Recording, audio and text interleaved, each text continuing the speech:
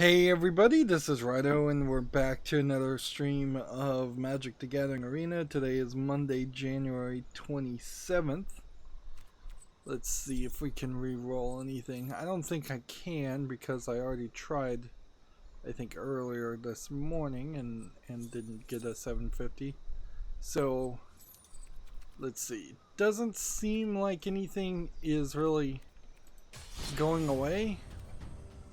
It seems like just kind of everything is the same, like Brawler's Guild Hall, which this would be one card for equivalent of $12.50, and then to play the brawls all the time, or pay a ton of gems to play a sealed Theros Beyond Death draft, or pay a more reasonable amount of gold to play a ranked draft Throne of Eldraine again. I don't think we need to do any of that because the season ends in 4 days. So I guess the new season starts on Friday, which seems like their seasons are kind of in the wrong place or ending at the wrong time.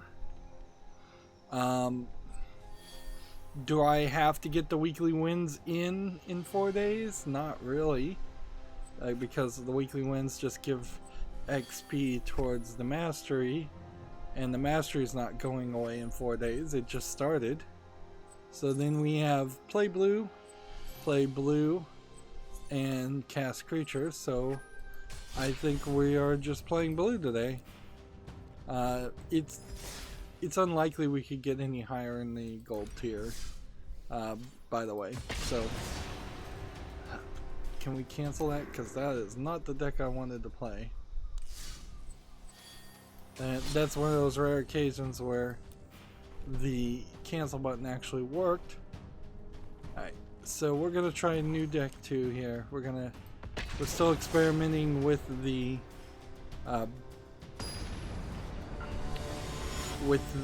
recordings.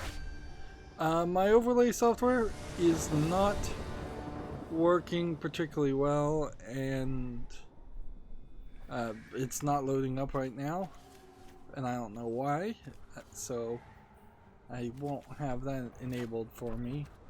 Also, my streaming seems to still be dropping frames, which I just don't get what the new thing is. What this is, it because the streaming section of the game of YouTube is, I don't know.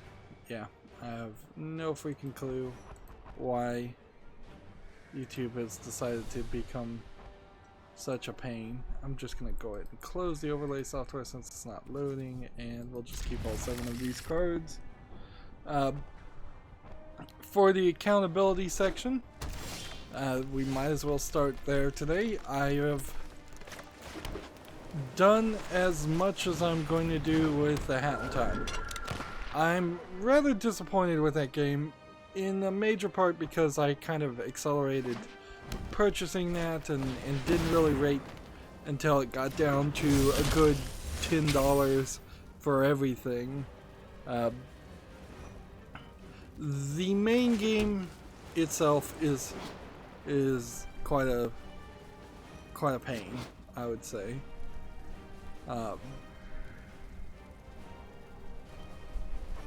May choose the non-creature from your own. Okay, I know what I'm supposed to be doing here. I forgot. This is run out of cards, and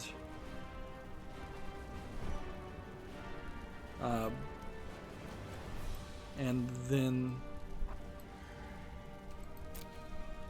and before you run out of cards, use one of these to bring in Jaina Planeswalker, so you win the game.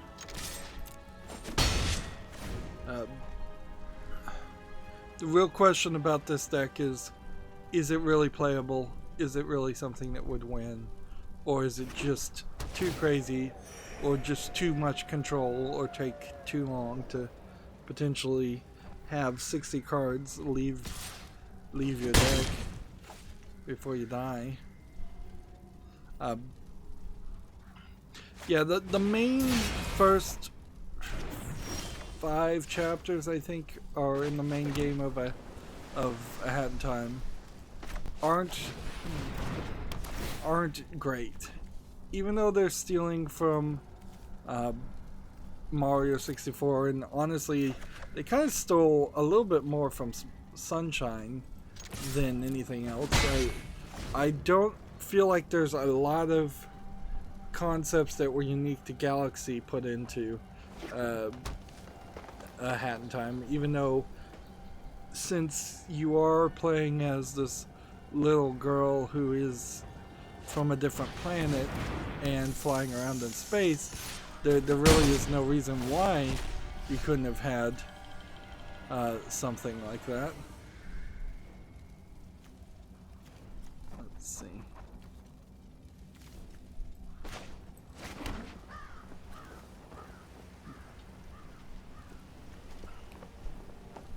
To sacrifice this, destroy target non-basic land. But alright, so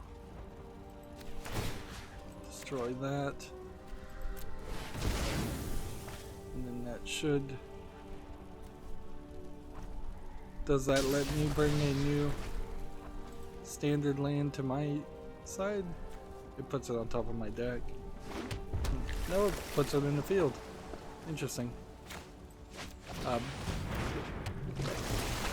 So yeah, in the main game, it's not really as good as Mario 64, and there's really no reason because it's a much newer game.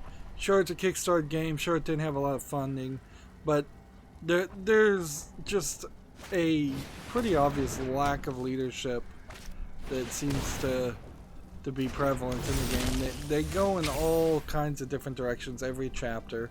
They never have consistent consistent gameplay method. The first bit of DLC that unlocks the Seal the Deal DLC has a deals with the devil contracts, which are effectively a linear locked challenges that you have to do a really hard challenge before you can unlock any more of the challenges, and you basically have to do that really hard challenge a couple of times because you have to get the bonus actions, which I don't think they even tell you what you need to do to achieve the bonus actions. So you're almost certainly going to have to play the level twice. Once you've done the main challenge and the bonus, at least one of the 2 bonus actions, then you would have 2 deals with the devil symbols that you could use to unlock the very next level and only the very next level, and that's pretty much it. There was a candle that you could light, and by lighting this candle then you have challenges to defeat bosses, to defeat like one of every enemy types, but that doesn't it doesn't really work because then that puts a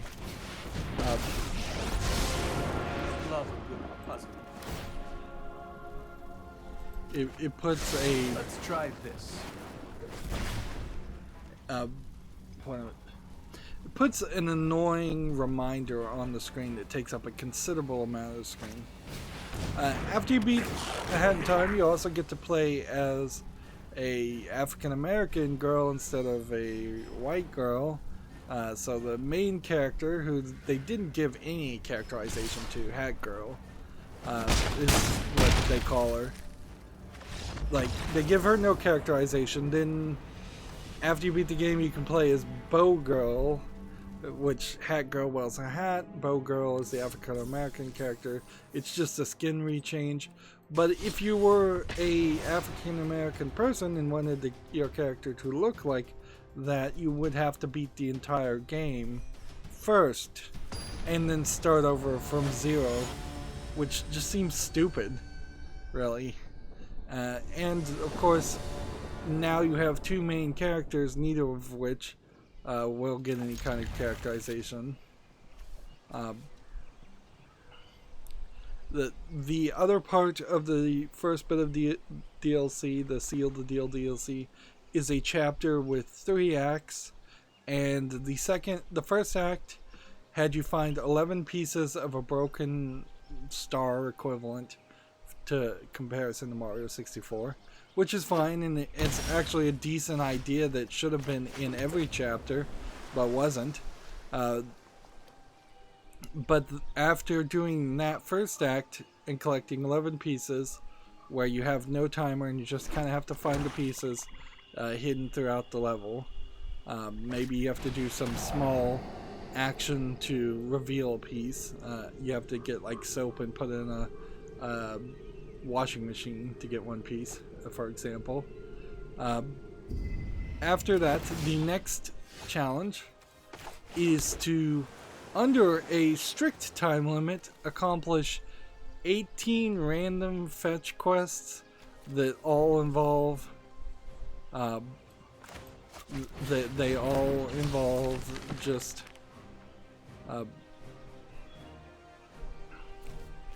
having the player pick up a random thing that seems to spawn in a very large area. The entire map is this giant Titanic sailboat, and it's just a large collection of very big rooms with connecting doorways. I wouldn't even really say that there's an overemphasis on hallways.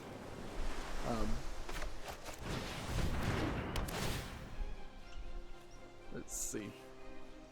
Probably don't need either one of these. Now the problem with this deck is that I don't know if this deck and the cards I'm playing has any chance of actually being useful for anything other than the goal of running out of cards. So yeah, there was 18 challenges you were supposed to do under a very strict time limit, and I was getting, I think at most I got 11 before I ran out of time. It changed every single time.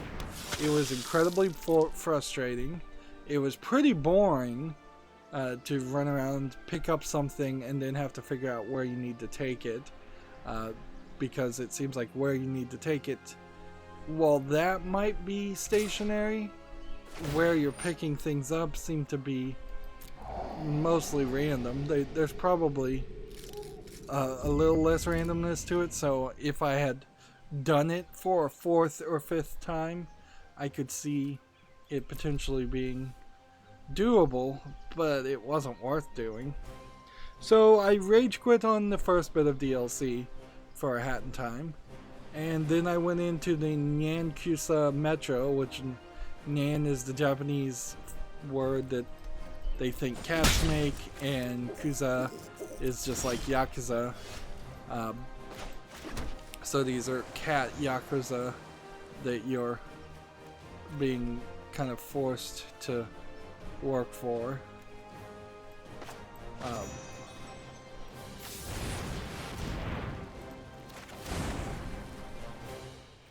And so I think I had already gotten one timepiece in that, in one of the levels that I didn't record audio for because of the bug that is persistently happening with OBS now. I'm like turning off my secondary monitor and my main TV, which I've been doing this whole time, and I don't know if I wouldn't just straight up blame this to Windows 10, because Windows 10 does seem like it is doing something weird. Well, there goes that card. I've totally blown any chance of winning.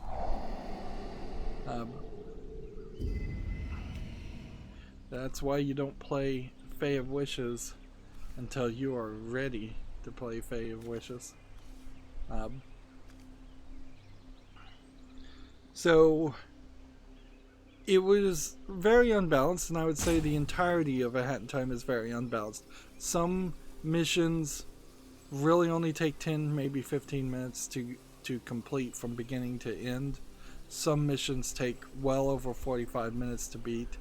I got 2 or 3 of the timepieces in the last recording, and it was just, at that point it locked me into the final battle. I could have left, but I said, hey, let's just do the final battle and go long, and let's just actually finish that DLC. And that's what happened. So I was able to do all the DLC for of the name consent Metro, although I think it is also fair to say that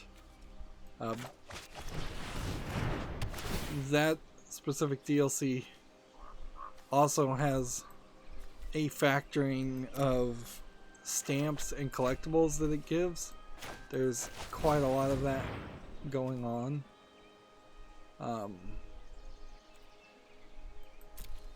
Yeah, quite a lot of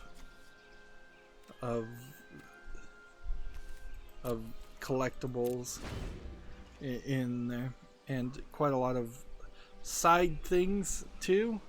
Like, you can buy foods, and apparently there's some food combos you can find. I never found a food combo, but you have to use the currency that you would use to normally buy more important things. I'm always a step ahead. So it's obvious that this last piece of DLC, which I assume it is just going to be the last piece of DLC, if they made more content for A Hat in Time, it would be a mistake.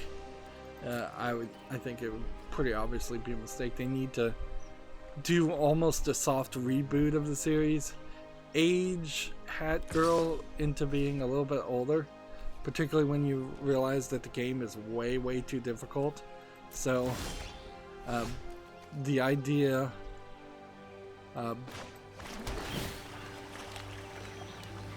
for even a second that you would, let's see,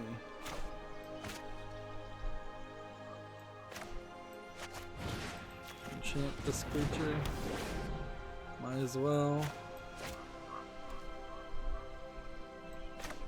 Might as well draw a card while we're at it.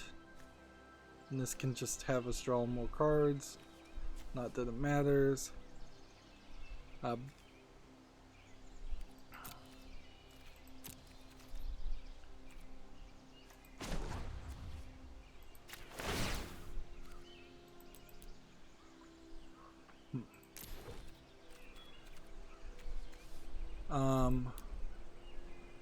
Pay 1, I guess, is how this works, and then it multiplies it by 2 automatically. That's weird.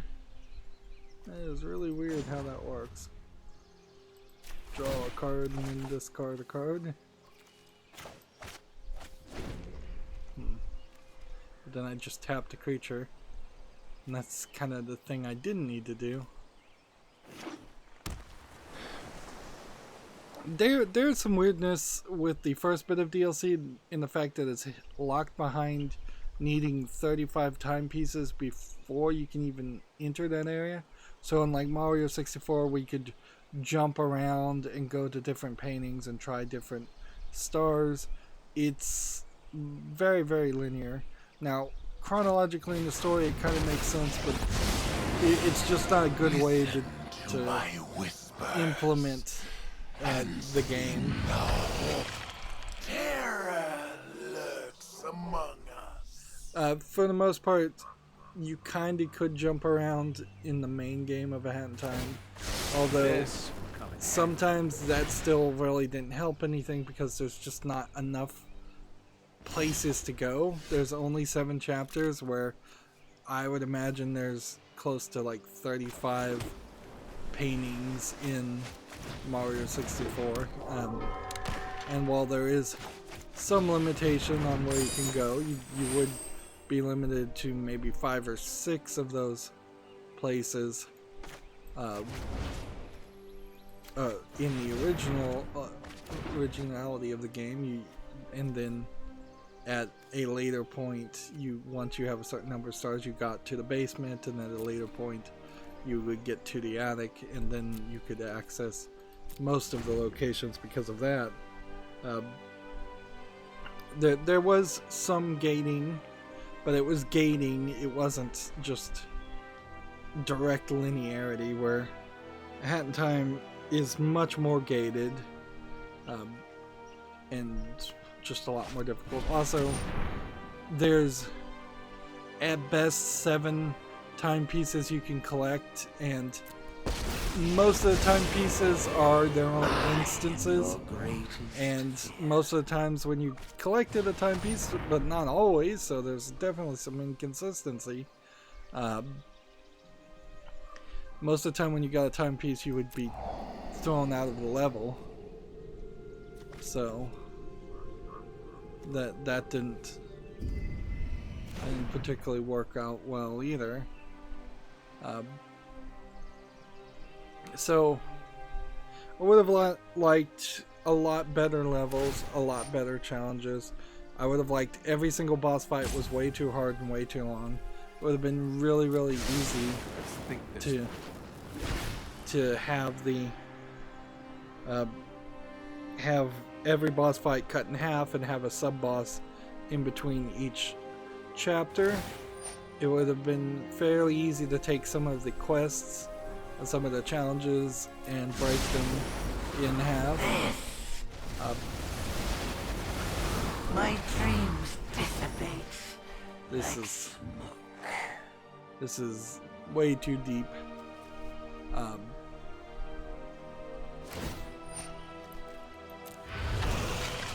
The shadows awaken. Honestly, I think we're just gonna have to come over here to the audio and just turn down voice a little bit with that.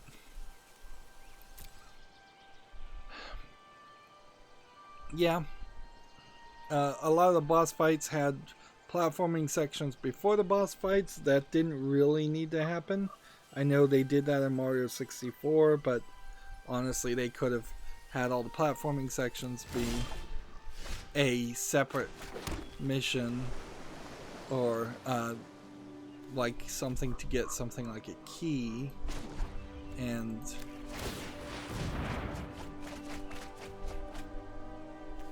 let's see.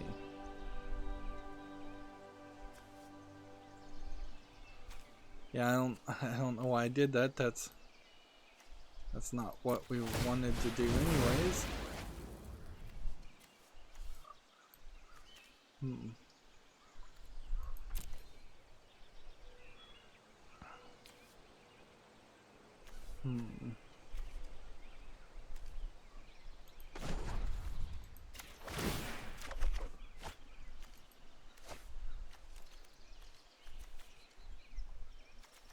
Okay.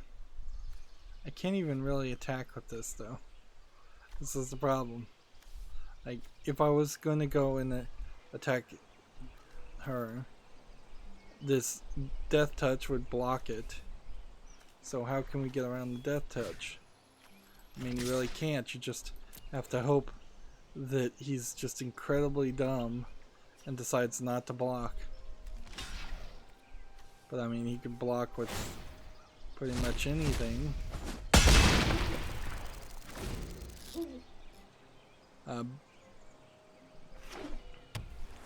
So overall, with the main game, I was fairly disappointed with Hat in Time.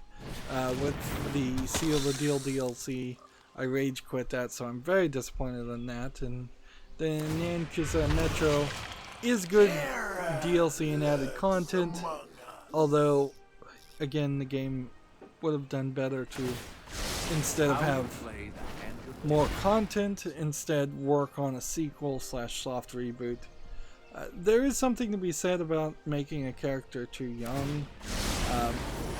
Mario can have that cutesy relationship with Princess Peach and Rosalind and Princess Toadstool and all the different female leads, and you know that's never gonna get into straight boning or anything like that, but at least that relationship seems realistic and makes sense. Whereas Hat Girl at most is 8 years old. Yeah, I have no side deck cards anymore, so I can't do anything there. So she can't have like a romantic interest or lead. If you age her up a couple years in the sequel, you can give her like puppy love crush, and that's about it. And that eliminates the possibility for the entire series until you age up the character for there to be an entire way to develop the character, which they did a terrible job of developing Hat Girl as a character. I really don't know what her motivations were at all. They also revealed that if you pressed up on the D-pad, you could have her blow raspberries, and if you press down on the D-pad, you'll have her blow kisses. They introduced that in the second act of the first deal, the Seal the Deal DLC, because you have to kiss this seal's ouchies away, and these seals that are working on the ship do talk baby talk, and it's just creepy. That's all I could get from it. It just felt really, really creepy, and I don't think kids would like it. I don't think anybody would like it. It just felt weird. But I would have loved to have been able to emote a lot more in the game and blown raspberries, but they never told me I could do that until way at the end of the game.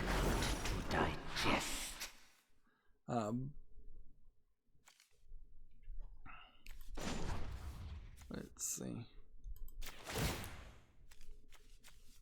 I can't pay anyway, so we'll just pass. And then the audio just kind of cut out. It's like the music just kind of crashed there, it seems. Yeah, and I am at this point in danger of just going in circles with the rants. It's just such a disappointment. It's just not what I wanted. Definitely not what I wanted.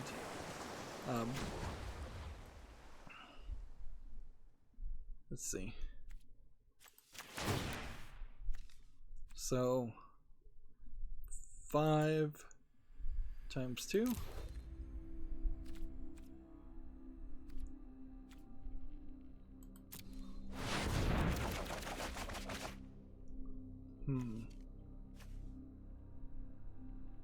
And that leaves him with 27 cards, which still have like 3 cards.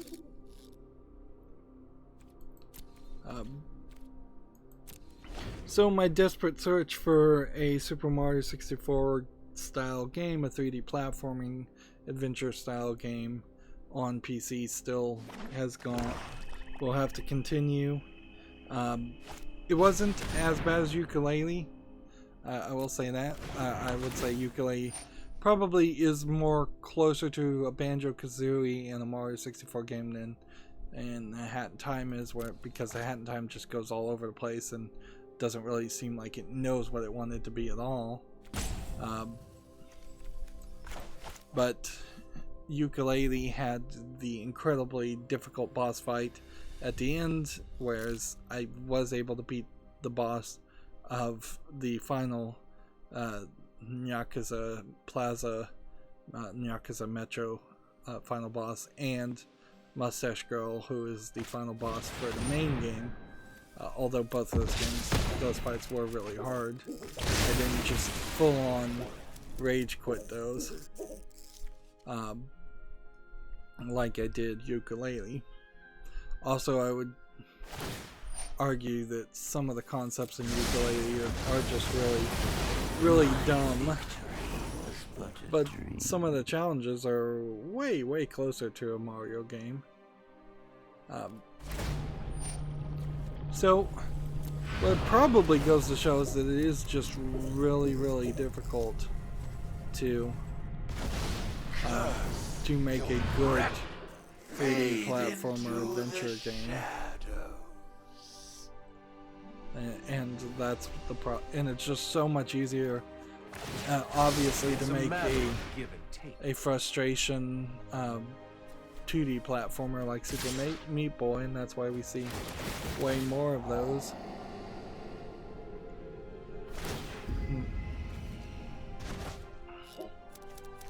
See, even his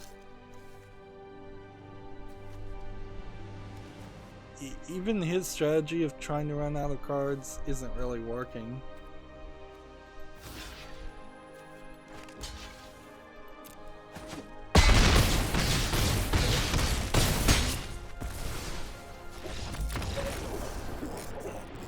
So I just don't think that's the strategy is a smart one. So we need to rethink it, and we need to kind of start over again. Still need to play 10 more blue cards. Alright, so let's edit this deck. And let's limit ourselves down to blue. Alright. I don't think the strategy works alone. And I don't think I can play just more blue to surveil and scry more. So we need something in this that will change the game. We need something that buffs up when you surveil, or scry, or do something. Whenever equipment enters the battlefield, target player puts the top 2 cards of the library in the graveyard. Now,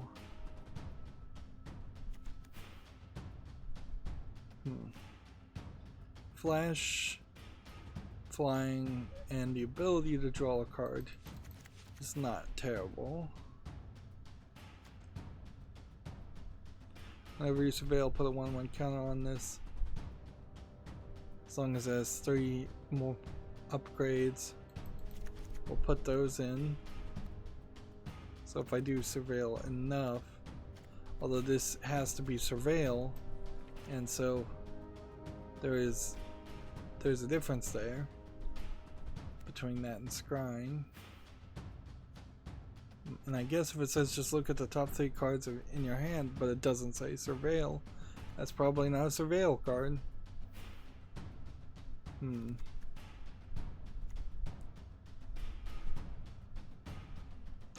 I am dangerously getting close to a point where I need to play something challenging, and almost certainly this is going to be Cuphead. I need to get Cuphead and play it and say it's time for me to make that decision and decide, is this some consistent long-running problem that I'm having with games where I'm just finding them to be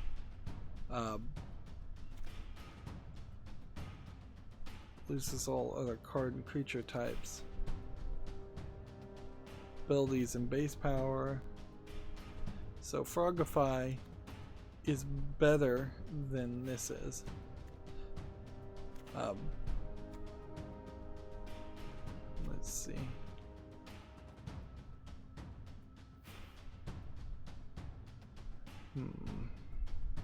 I don't think that's real useful.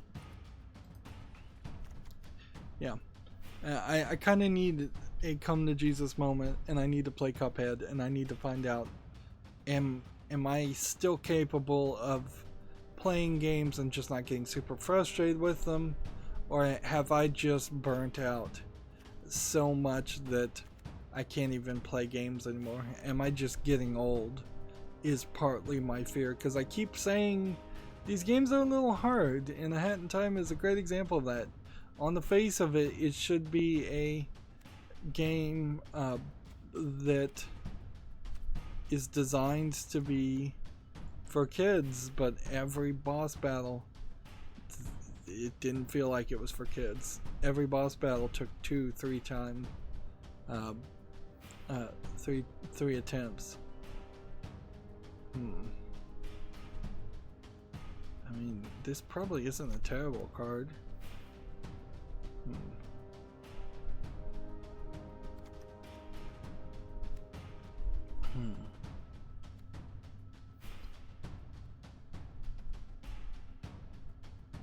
If you have 4 cards in your hand,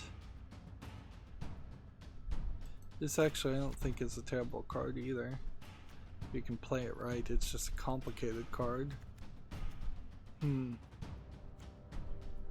So I think what I'll probably do is I'm probably gonna play Snake's Pass. It's pretty quickly. I also have to decide if I'm going to do 1 or 2 series, and I need to get a lot of stuff uploaded and a lot of stuff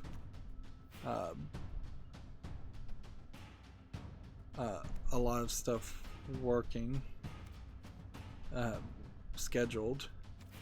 But I need to decide whether I want 1 or 2 things airing in a time slot. It probably should have 2 things airing on a daily. Going down to 1 is pretty bad. I mean, we've already reduced the amount of production quite a bit as far as content coming out.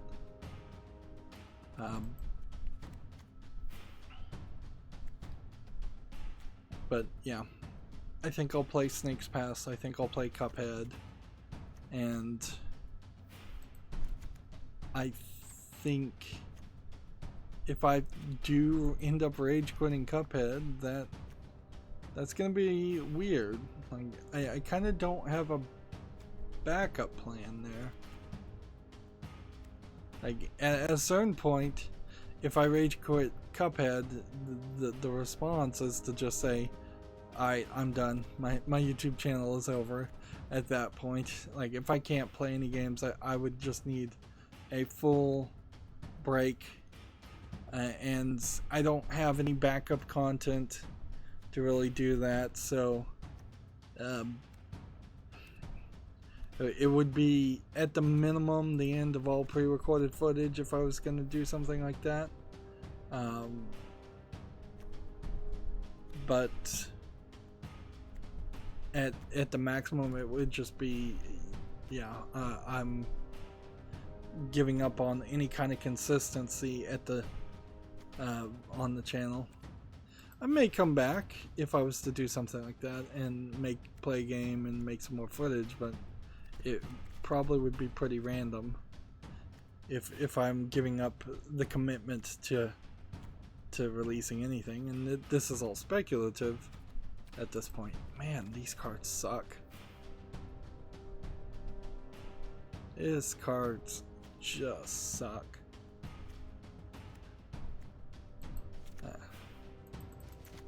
Yeah.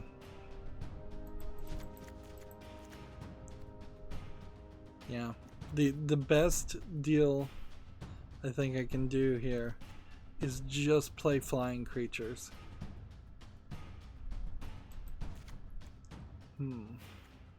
Or do a multicolored, because a single blue does not work. It totally isn't working here.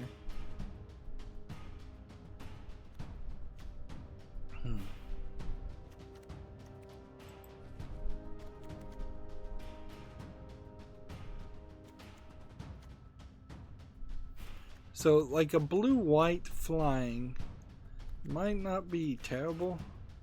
We have 79 cards here. Field of Ruin is fine. Temple of Enlightenment is kind of fine. Draw 4 cards, we don't really care.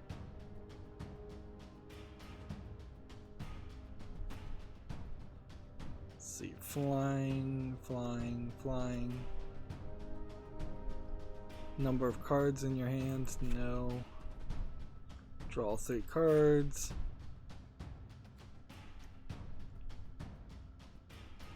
Mana equal to your devotion. Instants and sorceries.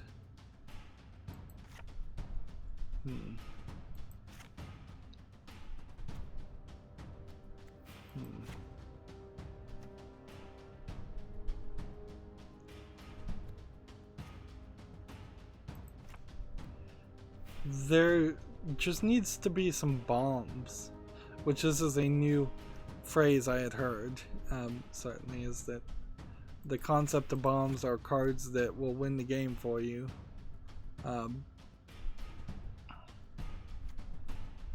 But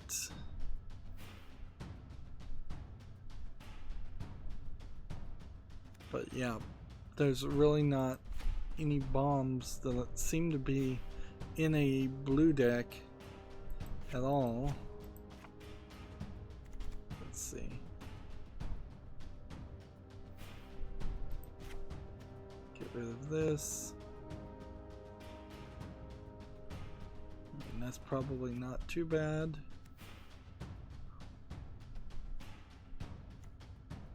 Still probably not too bad. Let's get rid of opt.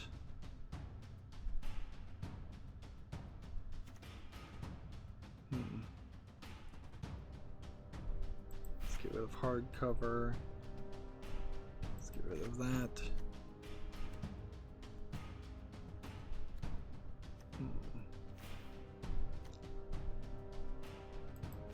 Get rid of that. And that. So the strategy is still there as far as, I'm sorry for the long deck rebuild there, but the strategy of maybe running out of cards and milling yourself is still here, but now there's a lot more cards in this deck that actually seem doable. Like you actually have a chance of maybe winning the game playing a secondary strategy instead of playing an incredibly difficult first strategy or single strategy concept. But yeah, if I'm gonna play blue, I probably should be playing blue-white and bringing in more flying creatures. So this is a defender. Anytime you surveil, you get +1/+1. If you surveil 3 times, it loses defender. And at that point, it's a 5/5. So a 5/5 would be very useful in the 3rd or 4th turn, if that would really happen. But it really wouldn't happen.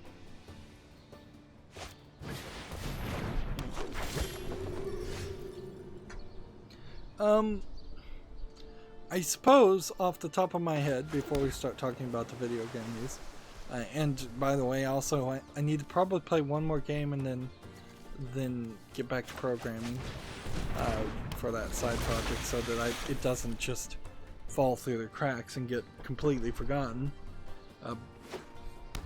But I suppose if I played Cuphead and I ended up rage quitting on Cuphead, knowing that I'm going in it knowing that it's going to be a particularly difficult game, and is known for being particularly difficult kind of game.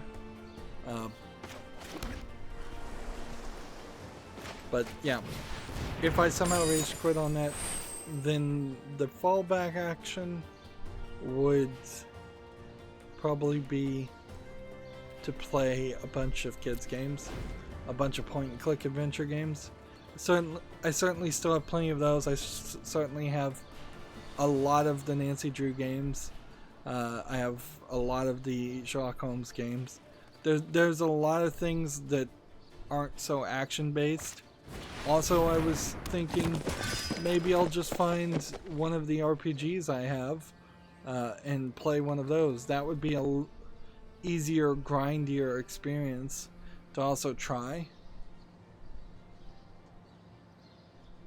So there definitely could be a shift from the style of games I've been playing lately, as a way of making that work a little bit easier. On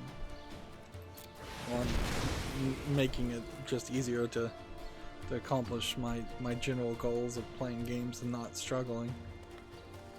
There's plenty of games I have still, so I should play it.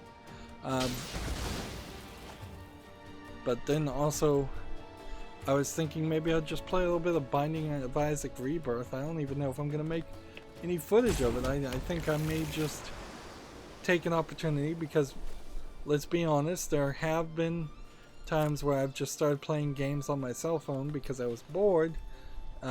There's pinball games, there's other things that I could either play myself and not really make footage and content over, or definitely the pinball arcade games. I have a ton of those, and I should make a spotlight for every pinball table, but I could just play that for fun.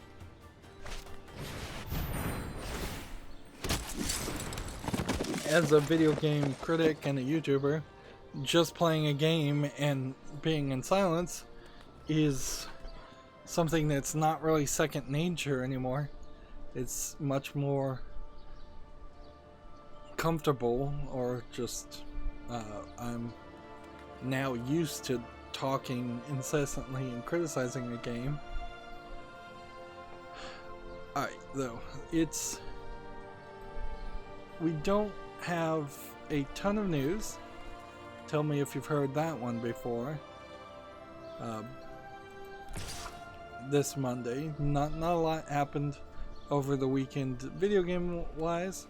I mean, I can mention that, like, Kobe Bryant, the basketball player, died tragically in a helicopter crash, and I can mention that I think he was mocapped and in some video game, but it's really a stretch to try and connect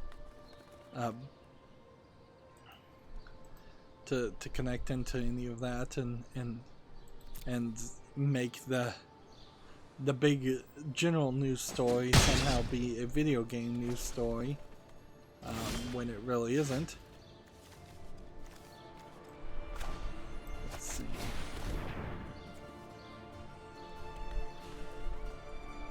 If there was a way to place 1/1s on this guy, and I guess you could do that with proliferate, that might be something. I guess you could try it that way.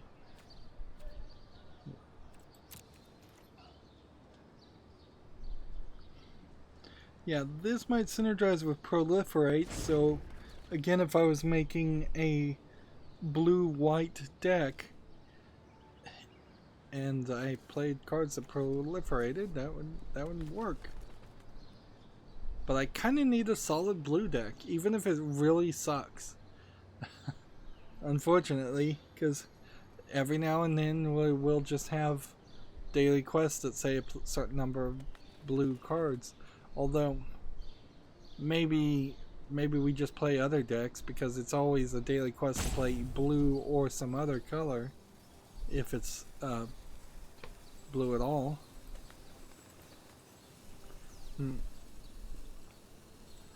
Alright, so let's just start going through the news. We may end early. I haven't been to sleep in a while, so it wouldn't really hurt. My insomnia is mostly having me fall asleep around 6 or 7 in the morning and then waking up at 6 or 7 in the evening. TechRaptor has an article here. Nordlicht provides a fun adventure for everyone. Looks like it's some cardboard cutout adventure game. I doubt this is out yet, if I was to guess. It's like a point and click adventure, but isn't out yet. It doesn't say. It looks fine. But now I have to jump through extra hoops to find out. Am I gonna let this guy just do more damage to me? I think the answer is possibly yes.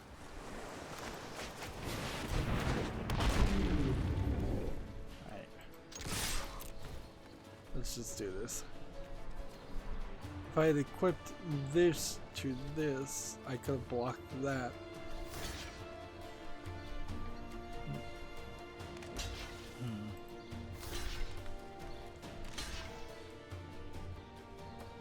And who cares? Just let it play out.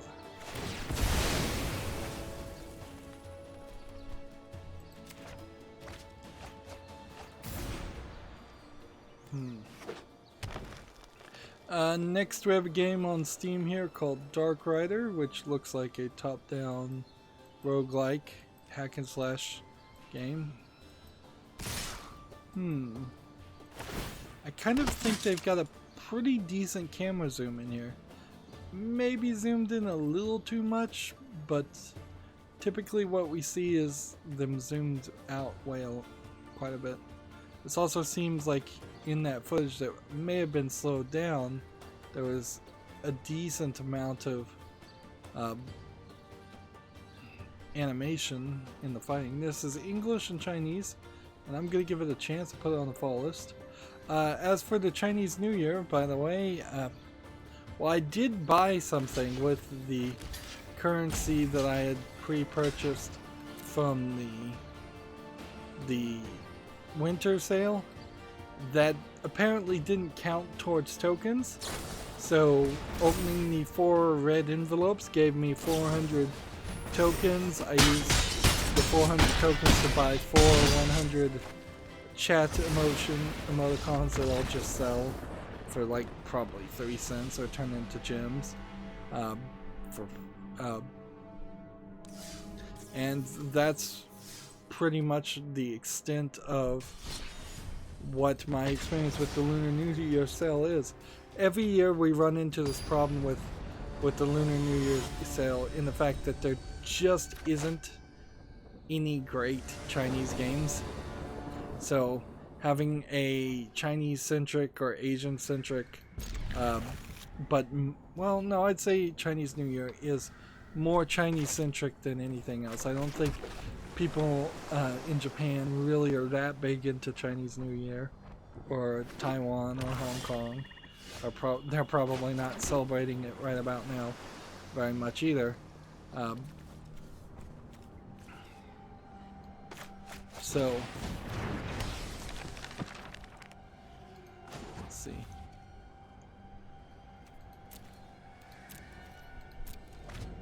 So Chinese games have not been great, so there aren't any really good Chinese games that go on sale.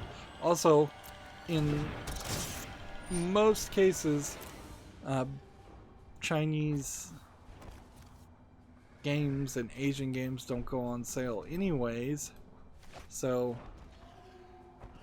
it's not really in a great time to try to have a sale or trying to promote those things, and what do get promoted often are just not Chinese games at all because of that. Let's see.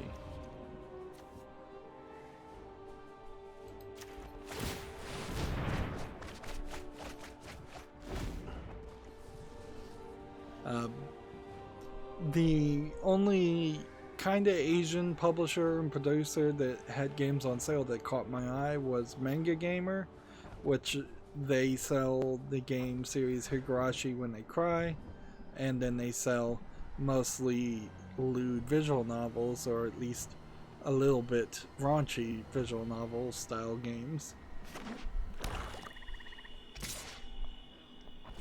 And sure, Galgun and Galgun 2 were on sale, but then they run into the problem of being on sale but still not being on sale enough to counteract the fact that that both of those games have like really expensive DLC And maybe in those games it doesn't really matter and you don't need to buy all the DLC or any of the DLC, but it kind of sucks. And those kinds of DLCs that are mostly costume DLCs or body modification DLCs, giving bigger breast sizes or smaller breast sizes, in Galgun's case, those kind of things are much easier on my skin. Are unlikely to ever go on sale, and really should just be options and Let me big pick wrap-ups. your brain for a minute.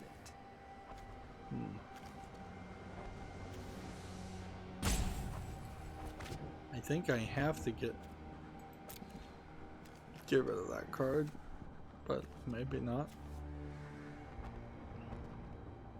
So I already own Higurashi When They Cry 1, and I'm not really in the mood to buy any more of that without being fairly certain that I know what I'm getting into.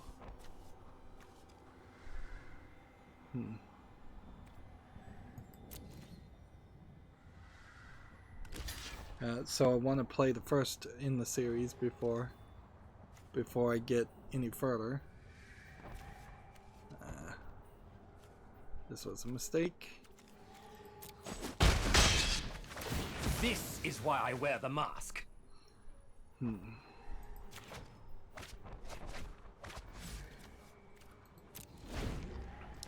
Moving on, Gamatsu has an article here. Chaos Code next episode of Extreme Tempest Evo Japan 2020 trailer. So this is a fighting game coming out for Evo.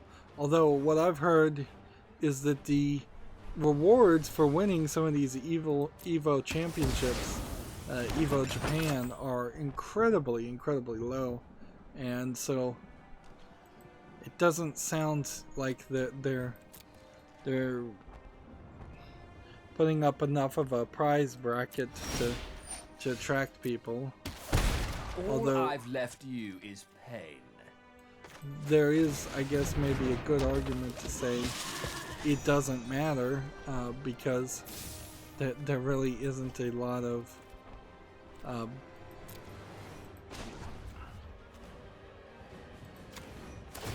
we do this? There really isn't a lot of competition for fighting game tournaments that people in the general public would know. So you kind of have to go to Evo until something gets a bigger name. Now, if CES decided to start having fighting game tournaments and esports tournaments at the, not CES, but E3, if they started to have a fighting game tournament every year, I think they, if properly run, which is a big if, could give a interesting Loneliness can hurt. Amount of competition to, let's see, they could give an interesting amount of competition to Evo, but there's a lot of ifs there, and I wouldn't be surprised if there was going to be a fighting game tournament if it just came out of nowhere and was just like a new PAX type thing and didn't have any major backer behind it for the first year or two. I guess the main thing there is it would have to be held in Japan, and it would to get the same audience as the people going to Evo Japan, and to get the Asian fighting game fighters, which I think are the most prevalent and best at that style of gameplay.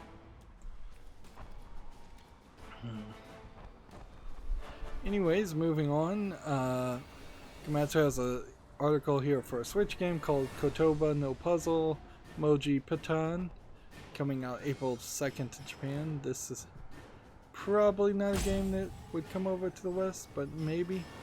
It's from Bandai Namco.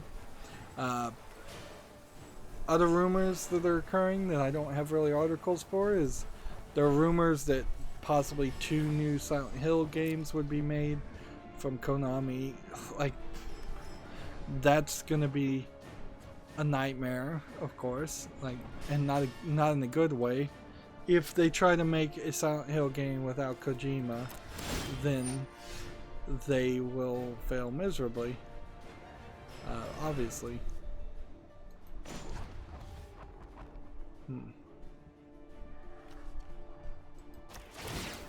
Alright. So how many do we have here? Can we do 5?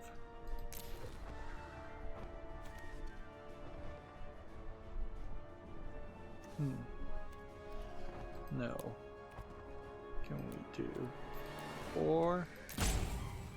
No. Can we do 3? Yes. Struggling? Good.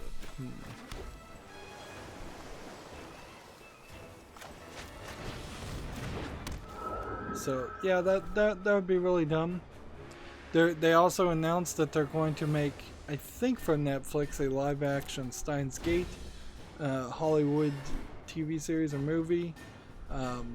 If it's a movie, Steins Gate has a problem there because you're then condensing what is an extremely long visual novel into too short of an experience. If it's a TV series, you can stretch it out and give it more time. But thematically, probably only go a season, maybe 2, because it's going to be so centered around the same concept every episode that I don't know how much the visual novel and the story really deviates that you could have more things happen.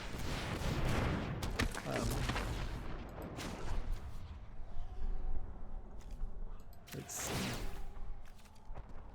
And I'm gonna take 3 again. Can't take 3. Apparently can do 2.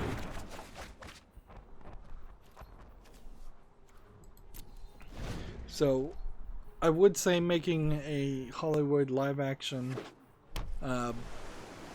and maybe maybe they're saying Hollywood in the sense that it's going to be a Western live action instead of there being a Japanese live action Steins Gate, which probably already exists. If they really could pull that off and show that they're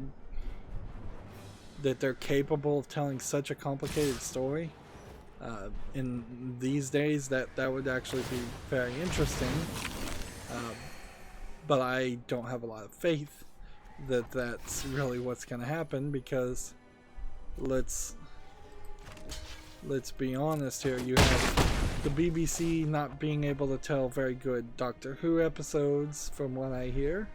You have Star Trek, CBS All Access, not being able to really tell good Star Trek episodes, from what I hear. And you can take that for Star Trek Discovery or Picard or both, and just take your pick. There hasn't really been any kind of complicated sci-fi, and Steins Gate is sci-fi. There really hasn't been anything like that in quite a long time. Why can I not play this?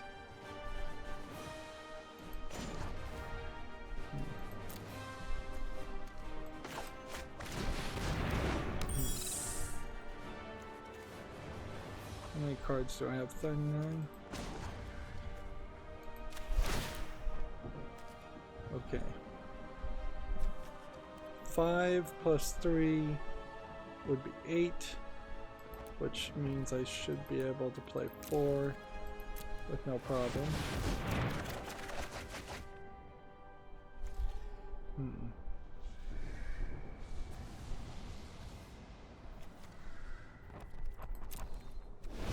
So yeah, you'd have to have a lot of faith in Western developers, and I don't think Netflix is done really great with its original anime creations.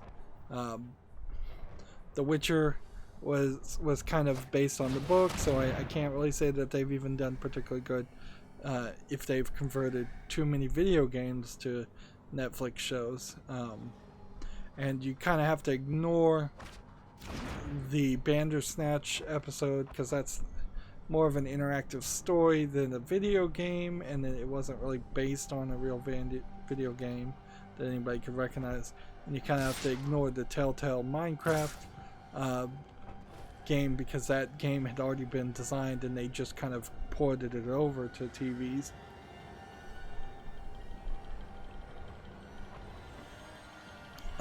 Frankly, the stories in video games tend not to be that good anyways, so it wouldn't be super surprising if people had trouble trying to make video game translations to other media. Moving on, we have for the PS4, Stadia, Switch, and Xbox One, Samurai Showdown DLC characters Sogetsu Kazama and Iroha have been announced, so more characters for Samurai Showdown. The animation style still pretty extreme, still pretty groundbreaking, somewhat groundbreaking at least. See, this guy, he has 209 cards? How can somebody have 209 cards?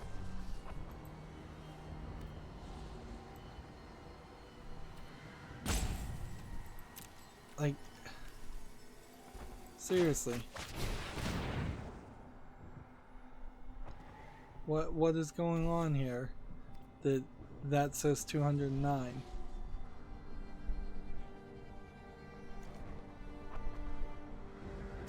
That has to be a glitch, right? It has to be a glitch.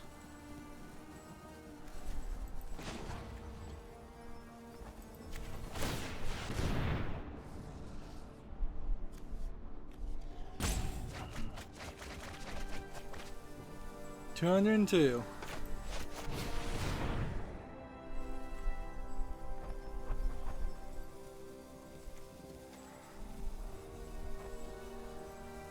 Like, how could you do that? How could you have 202 cards? Why would you do that? Why would you? I'm gonna have to go try and make a deck with 209 cards just to figure out what's going on here, because that's such insanity. I think this is timing a glitch. That's the only thing I can assume. Moving on with the story. TechRaptor has an article here. Commandos 2 HD Remaster removes Nazi imagery. Alright. Because they don't want to region lock the content, which honestly I don't think you even... I could understand people not wanting to fight that fight, but they recently did change the law, and they are not just blanketly banning video games in Germany that have Nazi imagery in it. So that's not even really a thing, but I could understand still it being a little bit shaky ground, and maybe people just didn't want to bother with that. I guess it is also though censorship, so yeah, that is a problem. As I was going through my games to play, I do have Wolfenstein the Old Blood, and I will get around to it, but if I play it right now, then I would just have a long break before I get around to actually buying Wolfenstein 2, which, even though I got the Wolfenstein daughter game, I can't even remember the name of that, I don't really want to play that out of order, and generally I don't want to play it since I got it free on Good Old Games. But in general, I don't want to play it, period.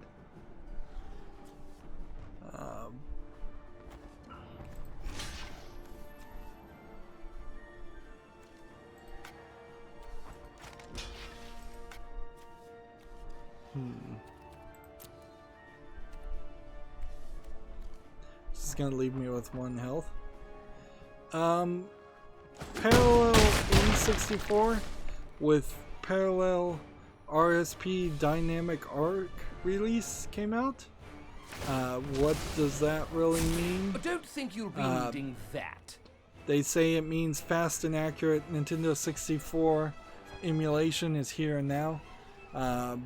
Being able to actually emulate Nintendo 64 correctly and not run into problems has been a long time problem, even though systems past the Nintendo 64 have been a lot easier to emulate. So people were able to emulate like the PlayStation 2 a lot easier than the Nintendo 64. It's just the Nintendo 64 is such a complicated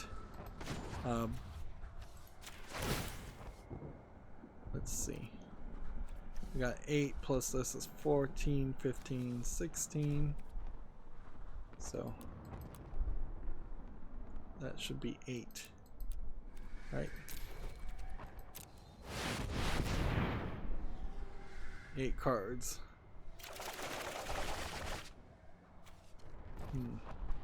Which brings them down to 130.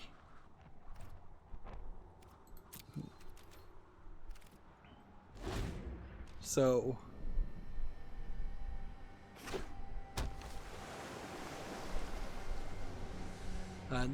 the equivalency they're saying here, on an underpowered 2012 Core i5 laptop, the following games are capable of being played at full speed now. This is Windows and Linux, though. This is still not a like a Raspberry Pi being capable of emulating a bunch of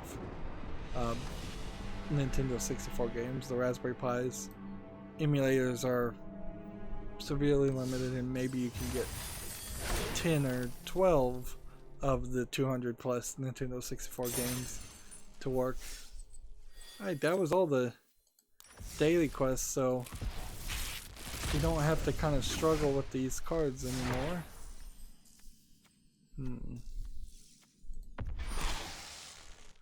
We didn't get any new cards, and that's not super surprising.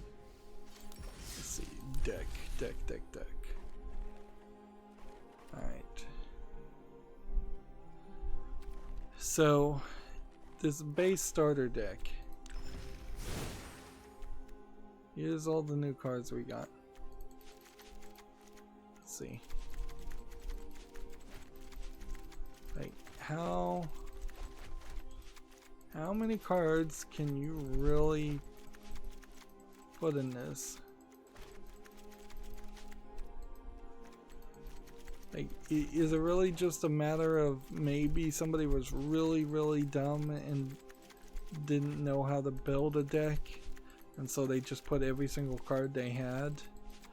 Or maybe they're just goofing around and playing with every single card that they have?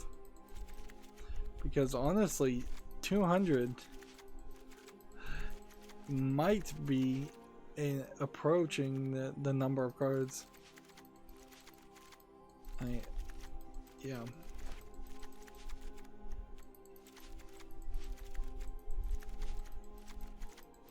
So what I should do is I should call this the base count deck, and this should just include everything that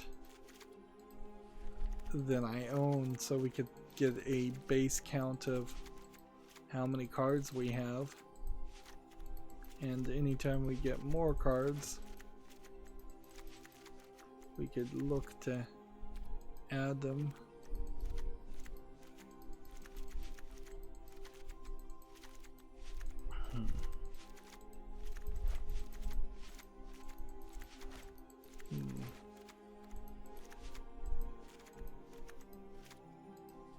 See, we're up to 235.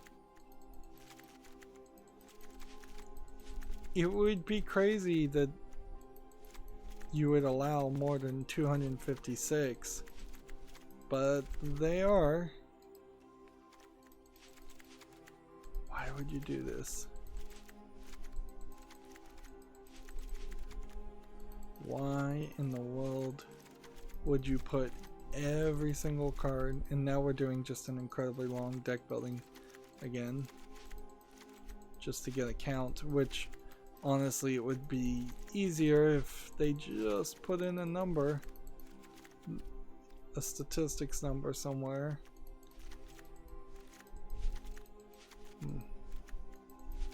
This is where a separate website would also come into being very useful. To be able to pull your collection and give you statistics as far as how many cards in what color, and how many creatures, how many spells, how many sorceries, how many enhancements, how many instants.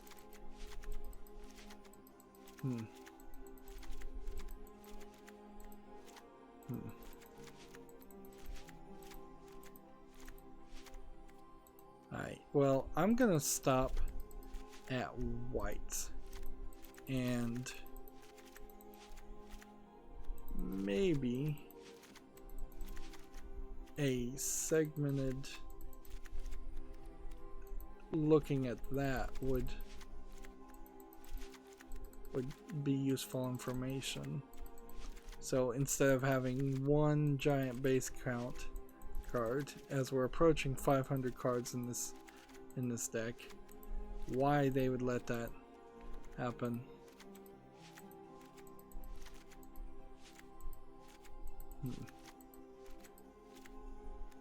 Yeah, actually it would be not even 5 different separate decks. It would be one for each color, and then multicolor and colorless, and then lands.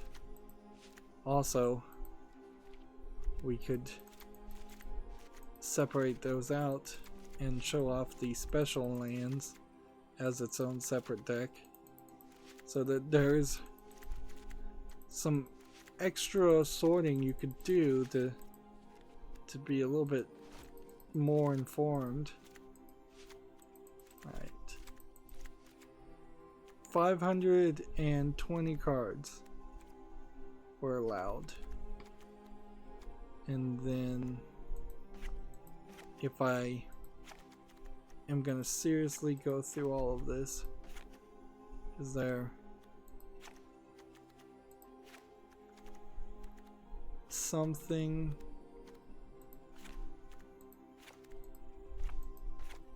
like this is gonna take forever to fix?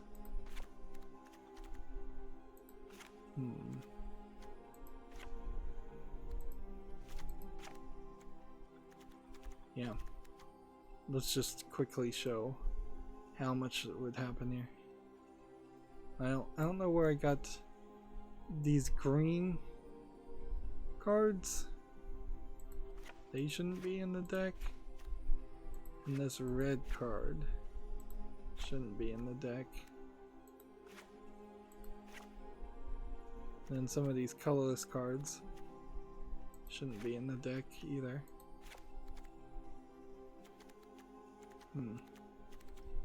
Right. So for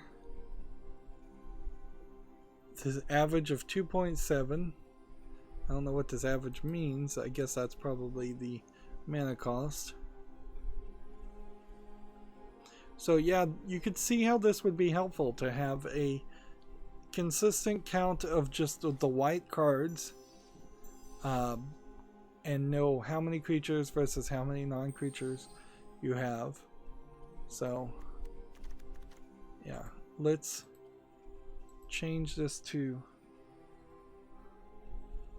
we're gonna call this the white collection, I guess.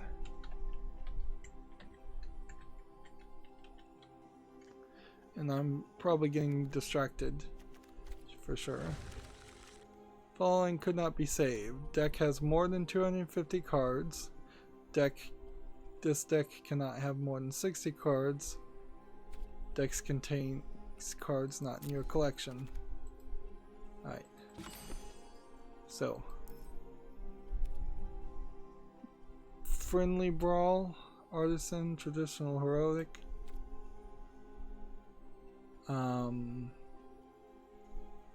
Traditional, Standard, Friendly Brawl, direct game. So, if we change this to a direct game, that took a lot of time.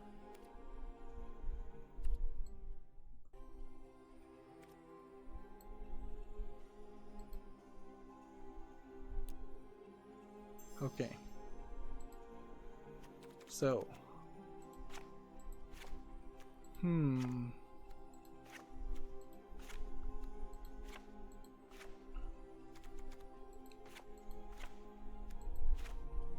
So this won't work, will it?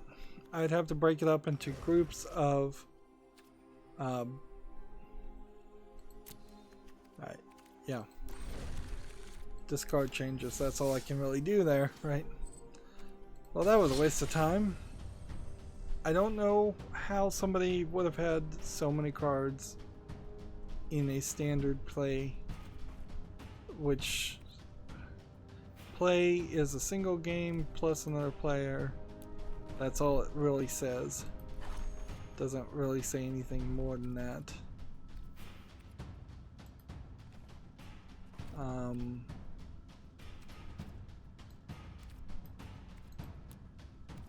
Standard ranked, I guess we can try.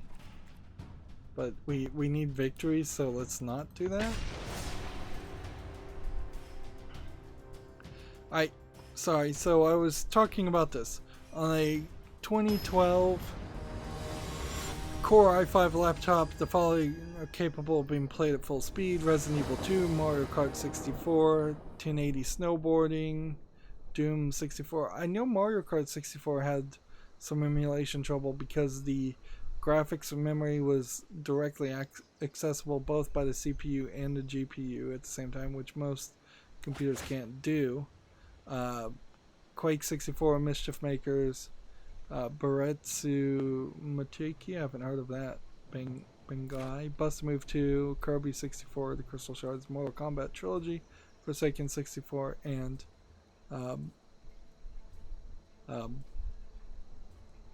Harvest Moon. A 2012 Core i5 desktop, like a Core i5 3570, should be more than capable of playing the vast majority at full speed with the Angry Lion plus parallel RSP, with only rare exceptions like Star Wars Episode 1 Racer being too much for it. So, how is this being accomplished in the emulation? I think it's just parallel processing and using more of the cores, whereas Mario 64 probably only had one core, a GPU and a CPU core. So I guess maybe you call that 2 cores, but not really, compared to a multi-threaded, multi-cored CPU of modern time. And unfortunately, there really isn't a trick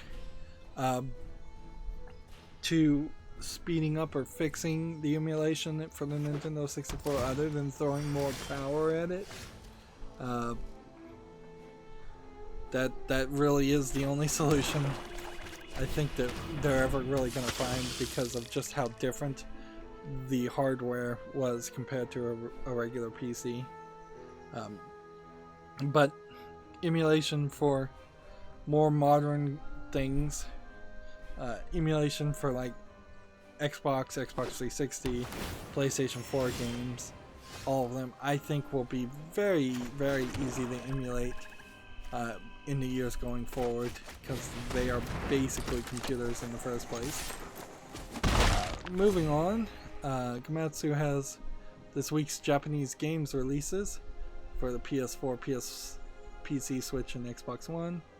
IX Sheetel, Reverie Done, Menage, and more. Let's see if there's a full list here. Yeah, there's Boku Chujoy, No Shitsami, Nishi. Let's just show off these names instead of trying to pronounce these. These are a bunch of visual novels. I'm sure some are lewd, some are not.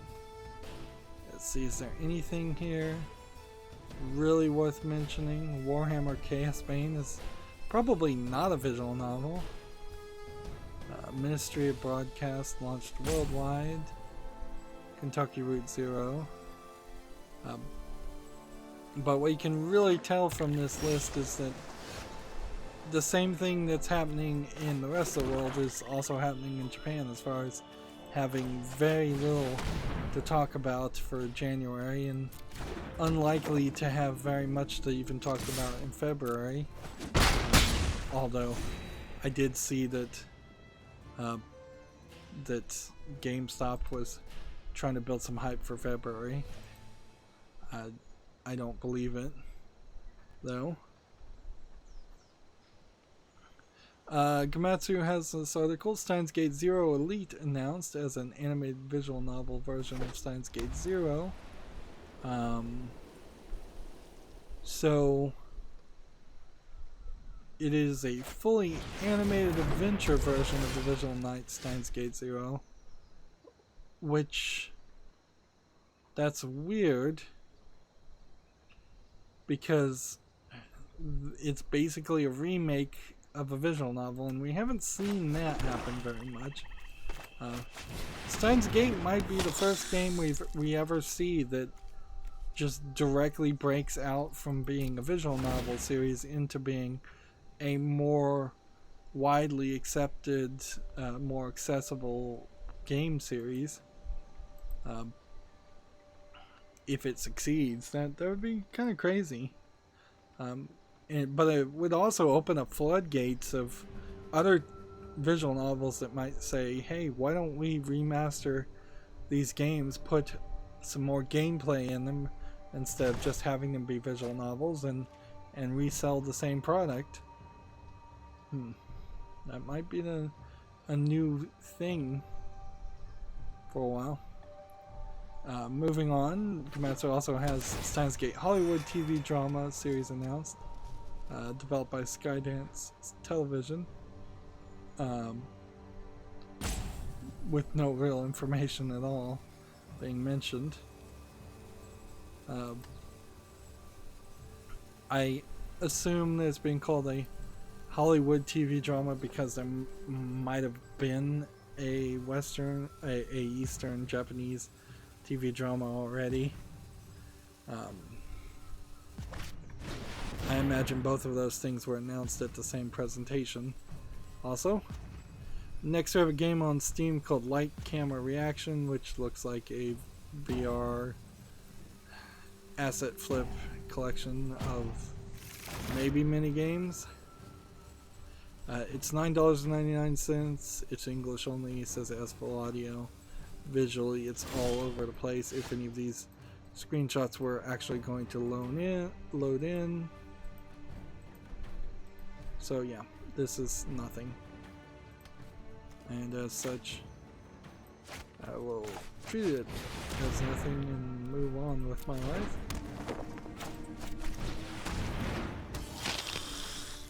Let's see. Let's go ahead and attack with this one and this one.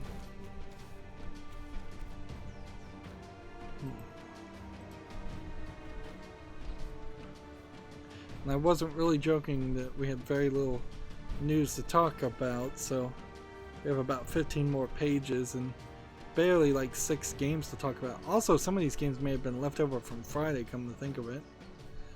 Next we have a game on Steam called Cold Winter Morning that looks like an RPG Maker garbage game. Looks like it's probably Chinese.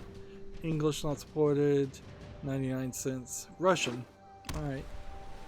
So, not a cheap Chinese RPG Maker game, a cheap Russian RPG Maker game.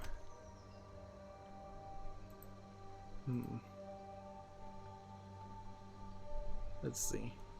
Next we have a game on Steam called CYSMA, which looks like a low effort asset flip horror game with dark screenshot syndrome. $8.49, English with full audio allegedly. Then a bunch of Russian description here. So yeah, again, not anything of any quality. Let's see. Here we have another game from Sock Pop, who flooded Steam last week with low effort games that seem to be kind of the same game over and over again, or some kind of collection of Game Jam games, each being sold on Steam. It's $2.99. There's a whole bundle here for $113 now. This is English only. Unfortunately, there's just no way to block a publisher of a game or a developer of a game, and that would be beneficial, to say the least, if we could do that. Alright. Let's go ahead and attack with all of these and see what he decides to do. And we have another game on Steam called Blue Drifter, which is again from Sock Pop. So, and it looks exactly the same as far as the material being shown. $2.99 again, English only, allegedly full audio. It's crazy that these did not get caught over the weekend, at the very least. It seems like they're asleep at the wheel at Valve once again. Gamma Sutra has a article here, Road to IGF. IGF is, I think, a independent game festival that is run by the same parent company as Gamma Sutra. This is Zachtronics Eliza. Eliza being, I think, one of the newer games, if not the newest games from Zachtronics, which normally makes programming games, and this may have a little bit of programming in it, but it seems to involve humans a lot more than any of the other games.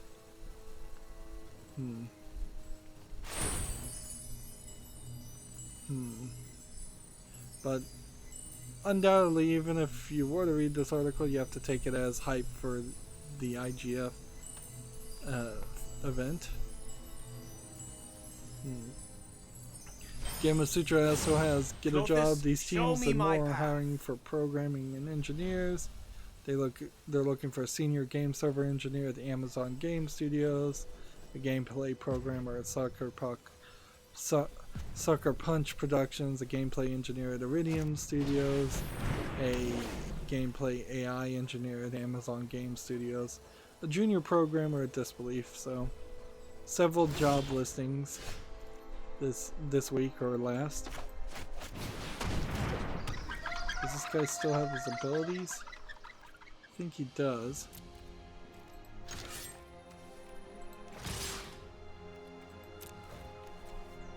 Go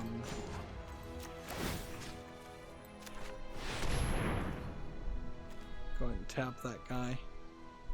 And I think you pretty much won.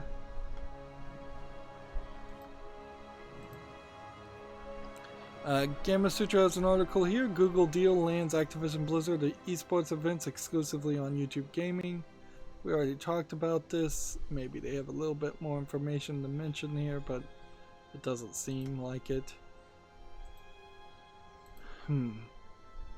Gamma Sutra has kind of a blog here. Hero bands work for some games but aren't a fit for Overwatch, argues Jeff Kaplan. So Jeff Kaplan, I think, is in charge of Overwatch, so I guess no hero bans are going to happen in Overwatch. But I don't think anybody really ever expected that to happen, considering how that is a hero-based team first-person shooter game, it would be ridiculous to lose content that you had created by banning the hero. Instead, it would be way more logical that they'd make little tweaks and nerfs, which I think they have kind of consistently been doing to Overwatch.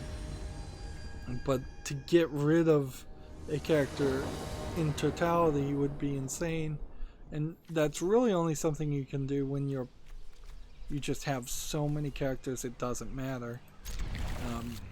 But even then, nerfing is better than removing. Gamma Sutra has a blog here. The 4X seen as an RPG, 4X being explore, expand, extract, and exterminate. Mostly space games are 4X. They fly around space games that I often have no interest in.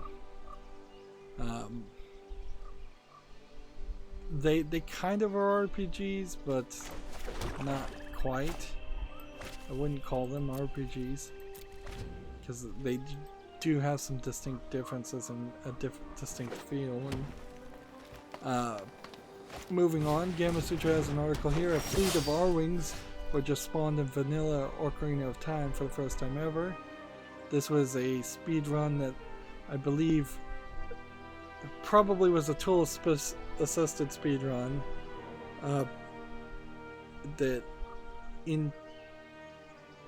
introduced arbitrary code.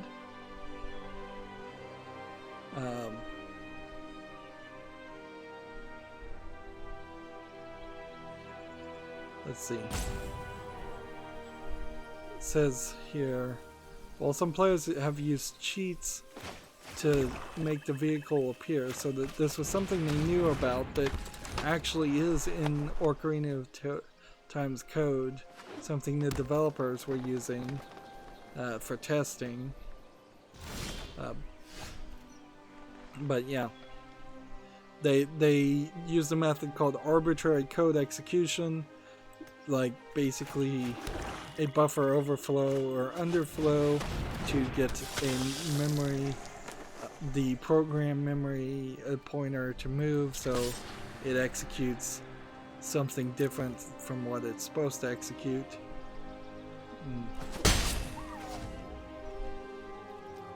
But that's interesting, amazingly interesting. It is a little bit surprising that they didn't use a tool assisted speedrun to do it, but okay.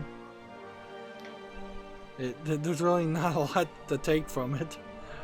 It's not something that I doubt anybody ever was able to do unintentionally. Moving on, Gamma Sutra has an article, Road to IGF, Inkle's Heaven's Vault. Heaven's Vault was a game that was super hyped, much like A Hat in Time, and much like a lot of games that get super hyped by mainstream video game journalists. They kind of barely get reviewed, if they get reviewed at all. They sometimes only get reviewed for the first section instead of the entirety of the game. And more and more I keep running into scenarios where it feels like I'm getting, or at least I was getting led like a dog on a leash around to buy games that honestly I probably wouldn't have thought about getting or playing if it weren't for the fact that there was mainstream video game journalists hyping them or overhyping them for years plus time. Heaven's Vault is a great example of that. They were talking about Heaven's Vault for years before it came out.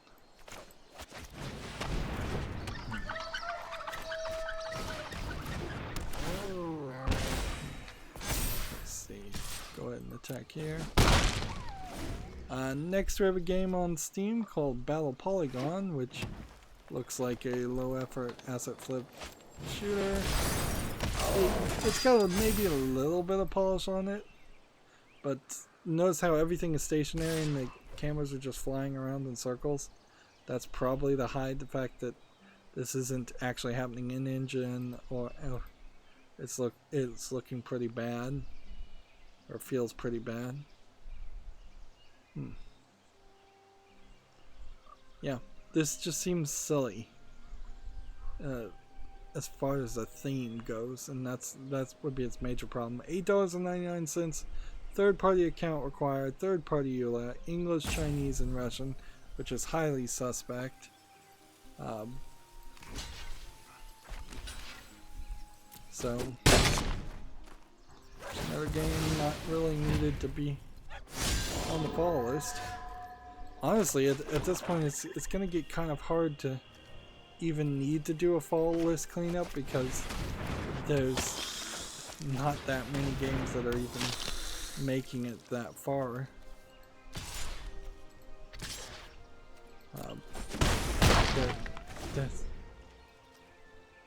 Moving on, I'm falling asleep, I think. We have a game called Egypt Solitaire Match 2 Cards. This is a solitaire game like so many others, not in widescreen. They want $2.99, English, French, German, and Russian. And this is from a company called Blore as the publisher, and Sumner Games.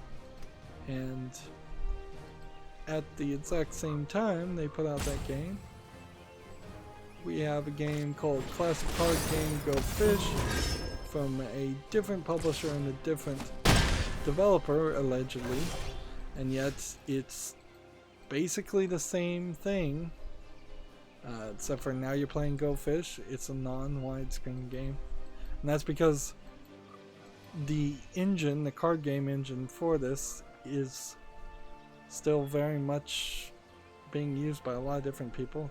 They only want $1.99 for this one, and it's English only.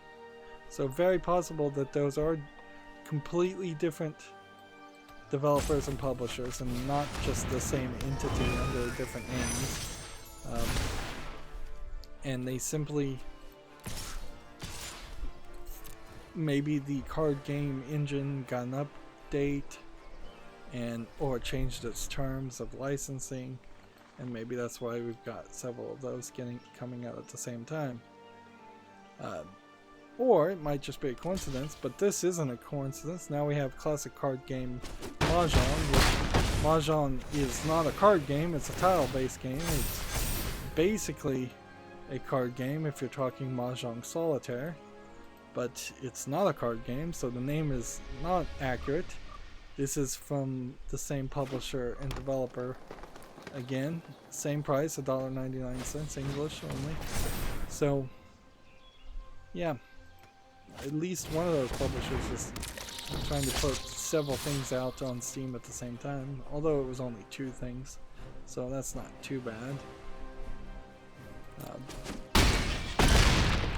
Next we have a game called The Manse of Soraka, which sounds like it's a Spanish game, and this looks like it is a MS Paint graphics RPG.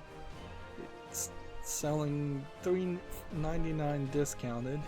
It says it's English only, third-party EULA. I would think that it would support Spanish, unless there's a word called manse that I'm just not aware of. It sounds like that's a Spanish way of saying mansion. Galgun put out a tweet in Japanese, Galgun official, but this was translated. So Galgun as a series is at its 9th anniversary. Galgun 1 and Galgun 2. It's a little surprising it's been that way. And the other thing that they said here is, let's see if we translate it here. January 27th is the first Garu cancer release date. It's finally meant. This is getting translated very poorly. The part that's important here is I'll do my best to tell you something new this year. And Gamatsu translated that, I think, better than Twitter's default thing. So it would be reasonable to suspect that there is a Galgun 3 in development. Hey, And we've got some new cards.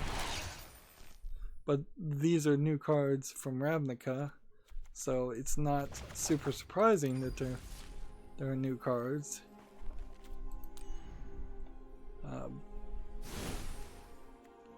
Because Ravnica cards were not the cards that I was opening, and not really the cards that I'm going to be playing with.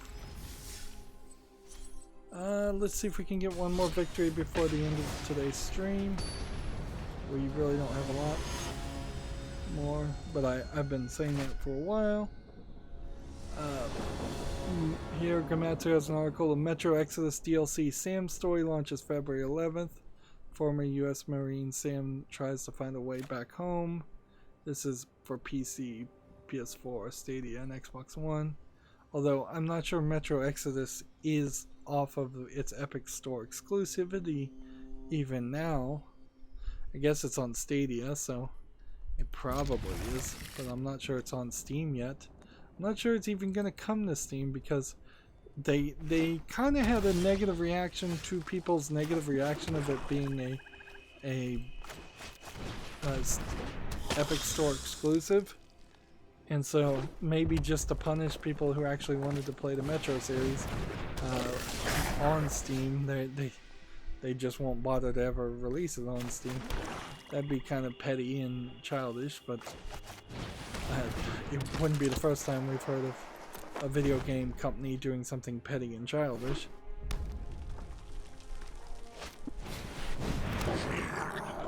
I don't know if I need to pat myself on the back or pat Gearbox's CEO on the back, but I have not heard him make any controversies lately. And I think that is in part because he finally learned his lesson. I do think like somebody would have been talking about it had he done something crazy. Maybe he was getting it all out of his system before Borderlands 3 came out, but that doesn't make a lot of sense either. Yeah, that would not be a smart way to run a business. Probably could have blocked one of these guys, and yet I chose not to. Let's go with this.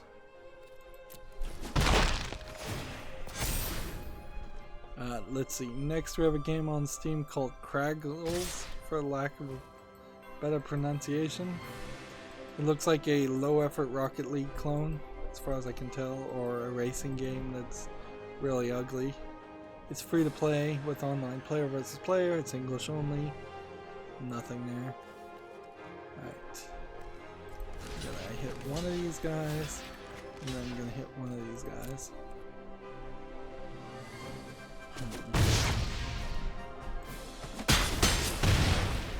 Let's see.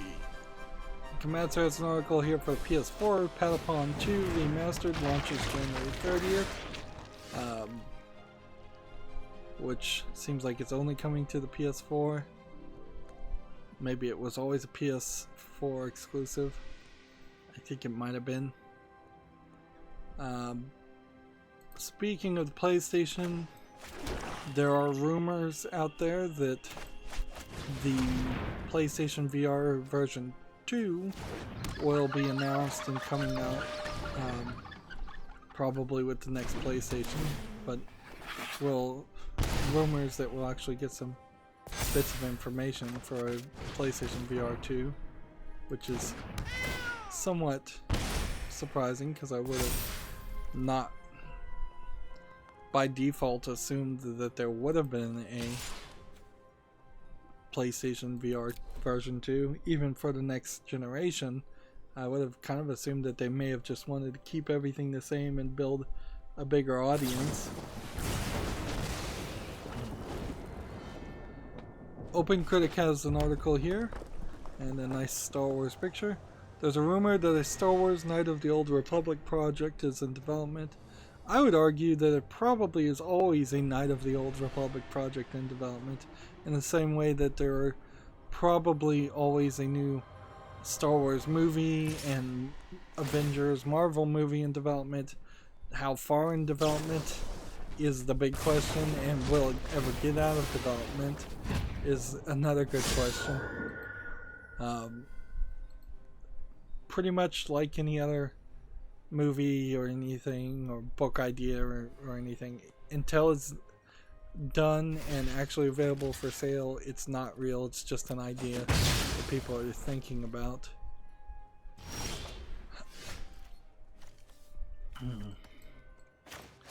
Next, at the risk of being put on some watch list, we have a joke troll game, as far as I can tell, called Is the President a Traitor? The graphics look bad. You might be able to make a game around this concept, particularly if the US wasn't in the middle of an impeachment proceeding. Then you maybe could tell a decent story, but you'd have to put effort into it, and I don't think any effort was put into this. This is $19.99, and it requires a third-party EULA. Says it's English full audio, and yeah, there's just kind of nothing here that makes me think that that's worth your time.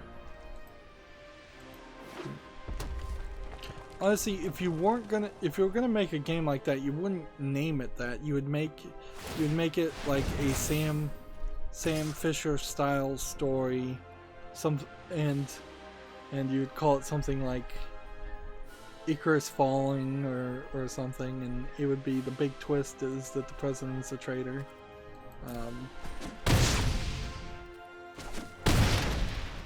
You wouldn't spell out the big twist of the game in the description of the game. Why is this guy able to attack me without being blocked?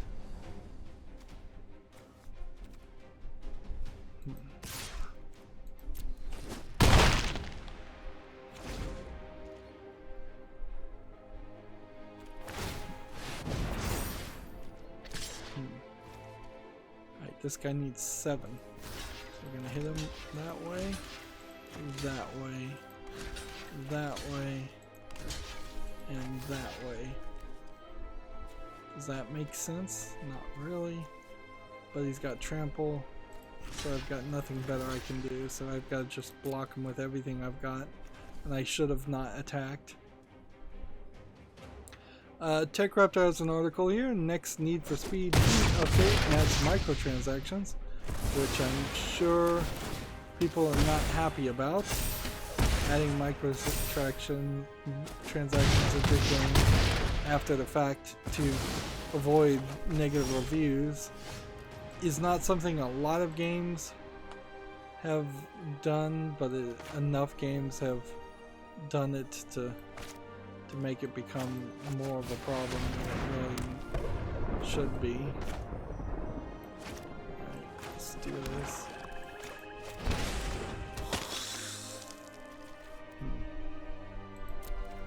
No attack.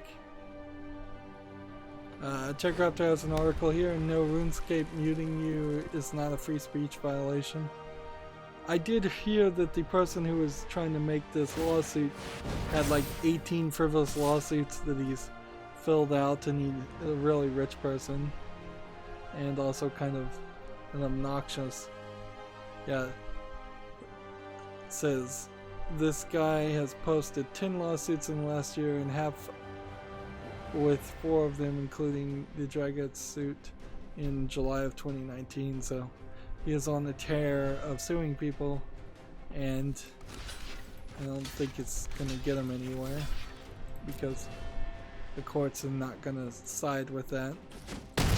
Particularly in RuneScape, like it's really unrealistic to believe that you could make the argument that RuneScape is a public soapbox style area of discourse.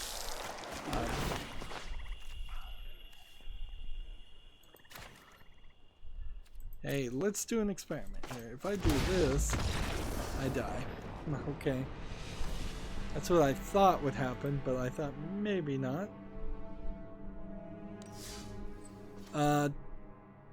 Tech Raptor has an article here. Garden Story is not good. It's grape. You play as a grape. It looks interesting, somewhat. But I don't think it's out yet, so this is kind of a pre-alpha teaser. Yeah. You play as a grape in a top-down Zelda-esque looking game, it looks like. I only got 2 victories today, and it's probably all I'm going to get today. I don't think I'm going to spend any extra effort.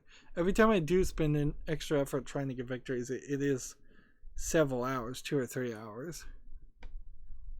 Next we have a game on Steam called Cutish, an interactive adventure tagged as a walking simulator. Or Cutish. I don't know how you pronounce that. I guess that's Cutish and not Cutish. Yeah, this just looks like a fancy walking simulator game. It's not even out yet. It's English and French. I don't know how that ended up on the list. And then with that, that puts me at the Humble Bundle store. Are there any new Humble Bundles? No, there might be a new Humble Bundle tomorrow for games, but I don't believe so. Yeah, there could be a new Humble Bundle at any point, but one of the book Humble Bundles is ending in a couple hours. The game The Bridge is free on Epic Store, so a double Subset Games, which I guess maybe is the new name of the developer that made FTL. I don't think that was the name of it before. Tweeted out that they put achievements in. And then 15 minutes ago they said later last week for Steam achievements didn't quite work out. Sorry everyone. This was why we generally avoid announcing things until we're absolutely done. We're doing our best to get it completed. So the achievements didn't make it into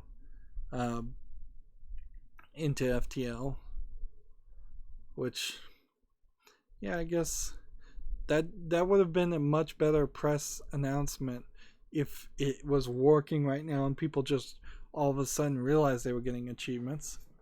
By the way, playing A Hat in Time, I had the Steam overlay on for the whole time for some reason, and it wasn't good.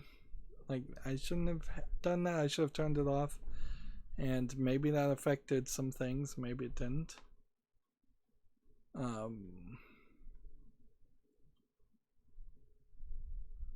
Torchlight Frontiers becomes Torchlight 3, drops the free-to-play model, and launches for PC this summer. Okay, that's surprising. But it's a move in the right direction. But the problem here is that Perfect World Entertainment may very well just be doing a really, really bad job of making a Torchlight 3 now, because now that it has that name, it very well may be just not good enough in comparison. Torchlight 2 was pretty well beloved as a Diablo successor, and people certainly would be happy to not play Diablo 3 and support Activision Blizzard. And this does look like it is a multiplayer team-based top-down RPG game. So it really is just going to come down to how many missions there are and how good the story is told and how long the game is. Because they now have to really change a lot of things. There's going to be 4 classes and a fort. So I'm about 50-50 on that one. I don't know if that means Torchlight 3 has a chance of being good and they're back on track by not trying to make a free-to-play game that obviously wasn't going to succeed, or if they're just trying to continue to sell a free-to-play game or a free-to-play quality game now as a full price product. Because the worst case scenario here is people now pay $60 for Torchlight 3 and they get the equivalent of a free-to-play game. Well, there's no more news, so that's going to be it for this stream. As always, I ask you to like, share, subscribe, comment, and watch every second of my videos. If you want to friend or follow me on any social media sites, there's a bunch of links down below. And if you want to support me further, there's a link to Patreon, or you can friend me on Steam and gift me a game off my wishlist. Thank you for watching. Have a good evening.